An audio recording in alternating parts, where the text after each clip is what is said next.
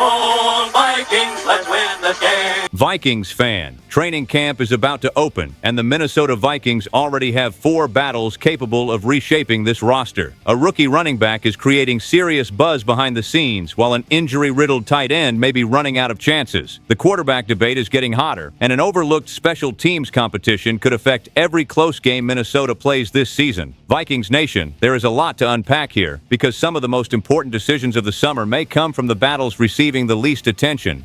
The Vikings may have found a legitimate weapon in the 6th round, because the conversation surrounding rookie running back demon Claiborne continues to grow louder as training camp approaches. Minnesota selected Claiborne with the 198th overall pick, but the way executives, coaches, and teammates reportedly talked about him during the spring does not sound like the usual polite praise given to a late-round rookie. The Athletic's Alec Lewis wrote that people inside the building quietly raved about Claiborne's movement skills and warned everyone to buckle their seatbelts if the rookie can master the offensive system, pass protection responsibilities, and ball security. That last part matters. Speed can get a player noticed, but trust is what gets a young running back onto the field in the NFL. Claiborne certainly has the speed. His 4.37-second 40-yard dash was the 3rd fastest among all running backs in his draft class, and that explosiveness showed throughout his career at Wake Forest. After recording only 14 carries for 57 yards across 10 games to begin his college career, Claiborne climbed to 137 carries for 586 yards in 2023. He broke through with 1,049 rushing yards and 11 touchdowns in 2024, then finished his 2025 senior season with 179 carries for 907 yards and 10 touchdowns. He was not limited to carrying the football either. Claiborne caught 55 passes for 424 yards during his college career and finished 9th in Wake Forest history with 3,600 all-purpose yards.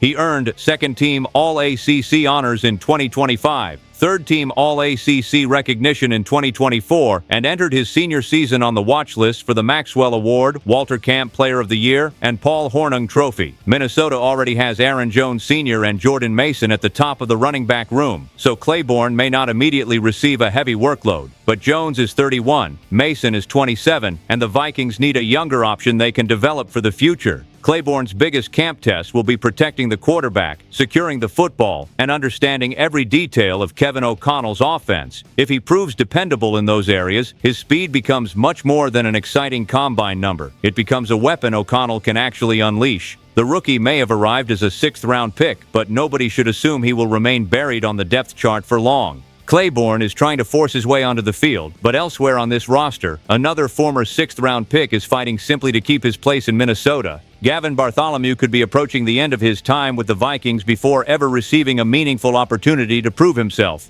Sports Illustrated's Chris Schad predicted that the tight end will be released, setting up a difficult training camp battle for the final places in the tight end room. The Vikings recently altered T.J. Hockenson's contract, lowering his cap hit from $21.3 million to $16.3 million and creating $5 million in savings. But the adjustment also removed the final year of his existing deal, making 2026 the last season currently remaining on Hockenson's contract. Behind him, Minnesota has Josh Oliver, Benjamin Urosek, Bartholomew, Bryson Nesbitt, and Marshall Lang. Nesbitt and Lang are already expected to miss the final 53-man roster, leaving Urosek and Bartholomew as the primary contenders for the TE3 role if Minnesota keeps only 3 tight ends. For Bartholomew, this is an especially unforgiving situation. The Vikings selected him in the 6th round of the 2025 draft, but a lower back injury cost him his entire rookie season. He never received the chance to build momentum or show how his game would translate to the NFL, and while he was unavailable, Urosek stepped through the open door. Urosek caught only 2 passes for 14 yards, but he earned a 60.5 overall grade and did not allow a pressure across 13 pass-blocking snaps, according to Pro Football Focus. Those are limited numbers, but they gave Minnesota actual NFL evidence that Urosek can be trusted when called upon. Bartholomew must now overcome both the injury questions and a competitor who already has an advantage inside the offense. The Vikings could carry 4 tight ends, but roster pressure at other positions may make that difficult. Schad also floated another possible roster move, suggesting Minnesota could trade for New York Giants cornerback Deonte Banks. Banks has allowed 128 receptions for 1,667 yards and 14 touchdowns over his first 3 seasons, with 2 interceptions, 15 pass breakups, and 21 penalties, 8 of which were declined, on 197 career targets. Those results explain why the Giants declined his 5th-year option after John Harbaugh's arrival. Still, Banks is a former first-round pick with the physical tools that once made him a major prospect. The Vikings have repeatedly taken low-cost chances at cornerback, and Brian Flores may believe he can revive Banks by putting him in a more favorable role. Minnesota could feel comfortable with its current cornerback room, but if the price is low, another reclamation project cannot be dismissed. Between Bartholomew fighting to preserve his Vikings career and Banks potentially receiving a fresh start in Minnesota, this is a reminder that training camp is not only about evaluating talent, it is about deciding which players are still worth betting on. And no decision will reveal Minnesota's level of patience more clearly than the one involving its young quarterback. The Vikings' quarterback conversation is nowhere close to finished. No matter how heavily expectations may lean toward Kyler Murray, Minnesota will evaluate Murray and J.J. McCarthy as it determines who should lead the offense in 2026, and most observers expect the former Arizona Cardinals quarterback to eventually claim the job. But ESPN NFL insider Adam Schefter is refusing to write McCarthy off. During the July 20th edition of Get Up, Schefter said he was not ready to give up on the young quarterback. He acknowledged that Kevin O'Connell has publicly said there is no competition and admitted Murray will probably win the job. But Schefter also predicted that the NFL will hear from McCarthy again at some point. That is a strong statement because it pushes back against the idea that McCarthy's opportunity has already vanished. Last season, McCarthy played 310 passing snaps and finished with a 61.8 overall Pro Football Focus grade. He threw for 1,632 yards with 11 touchdowns and 12 interceptions, producing 19 big-time throws, but also 15 turnover-worthy plays. Those numbers reveal exactly why Minnesota needed another option. McCarthy showed enough talent to create excitement, but the mistakes were too frequent for a team trying to win now. Still, Schefter argued that the circumstances cannot be ignored. McCarthy was injured during his first year, dealt with another injury last season, and played on a team that had its own flaws. We have also watched quarterbacks such as Daniel Jones, Baker Mayfield, and Sam Darnold recover after the league appeared ready to define them by their worst stretches. Schefter questioned whether an offensive coach like O'Connell would truly give up after such a limited sample. That does not mean McCarthy should be handed the job. It means the Vikings still have a responsibility to develop him, instead of treating one difficult season as a final verdict. Former Vikings receiver Chris Carter, however, appears to favor Murray. Carter believes Minnesota can provide the change of scenery that has helped other talented players revive their careers after joining the Vikings. Murray will have an offensive line, a running game, an offensive-minded head coach, and one of the league's elite receiving groups around him. He is also playing on a 1-year contract, which gives him every incentive to prove he remains a legitimate NFL starter. During his Cardinals career, Murray produced a passer rating of 92.2 while throwing for 20,460 yards, 121 touchdowns, and 60 interceptions across 87 games. That version of Murray could make Minnesota extremely dangerous. But this battle is not simply about Murray's past against McCarthy's potential. It is about which quarterback can run O'Connell's offense consistently, protect the football, and earn the locker room's confidence.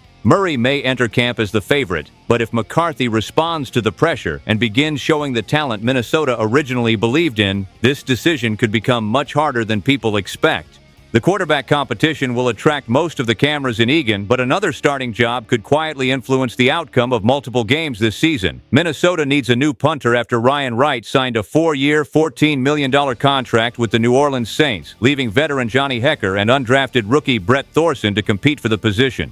Wright had an inconsistent 4-year run with the Vikings, but he left after producing the best season of his career. His 65 punts averaged a career-high 44.5 net yards, ranking 4th among qualified NFL punters, while his 4.6% touchback rate ranked 5th and represented his best mark since his rookie season. Wright admitted that leaving Minnesota was difficult, but the size of the Saints' offer made the business side of the decision clear. Hekker initially appeared to be the obvious replacement when Minnesota signed him in March. He is a 4-time Pro Bowler who has averaged 42.7 net yards per punt with a 5.6% touchback rate across 14 seasons. The concern is that his performance declined with Tennessee last year. Hecker's 40.3 net yard average was his lowest since 2020, and his 9% touchback rate was the worst of his career. That creates a genuine opening for Thorson. The Australian punter averaged 45.6 yards across 4 seasons at Georgia and won the Ray Guy Award as the nation's best punter after averaging 45.5 yards last season.